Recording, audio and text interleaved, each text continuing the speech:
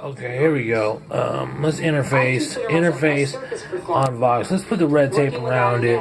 Let's put the Vox on it. Let's interface and basically I was just saying, and he said, and you know. I recall, I was trying to say earlier in this 5-second segment, I said, introduction, right? I'm Wall, I just right? Now, I tried to take an acting class. Okay, I'm going to start arbitrarily, right? I tried to take an acting class, and entertainment industry itself, people doing stuff like this in front of other people is just not who I am. I mean, I just don't sit up there and do that in front of other people, like, you know what I'm saying, like, because it's fun. You know what I'm saying? And so you interface with the TV and say, well, hey, would you do stand-up? Are you fond of comedy? I'm like, yeah, you know, stuff comedy make me laugh, you know, have a weird sense of humor, you know what I mean? They possess like a dark character or whatnot, you know what I mean? But can make people laugh and stuff like that, which is appealing to me, and also it makes sense a little bit because, you know, people laugh either with me or at me at the same time, and you know, which is probably the case, most likely the case.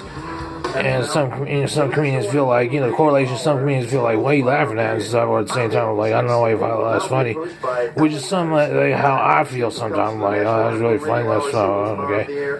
When in fact, I don't just get to appreciate myself a little in some stuff, which is a whole other equation or whatnot as a tangent. So you sit up here and you try to talk over this person, and you don't. You just lose, right? These guys loved her. So, basically, with that whole idea of what I just said, and you say that, you say, well, what is it that you like doing? Some people like to do this in front of other people because it makes them relax. It's just like they're natural doing. I'm not saying I'm a stand-up comedian. I'm not saying I can stand up and just be a comedian to you, improv or not, and because it helps me relax. But at the same time, you know, I can sit up here and do this with the conscious thought of just being within the guidelines of social expression and say these things and comment on this TV with a little relaxation, if you will, without so much the fame of it, you know what I mean? Or maybe I'd like to increase, but that's besides the point. But that's not besides the point, because you know.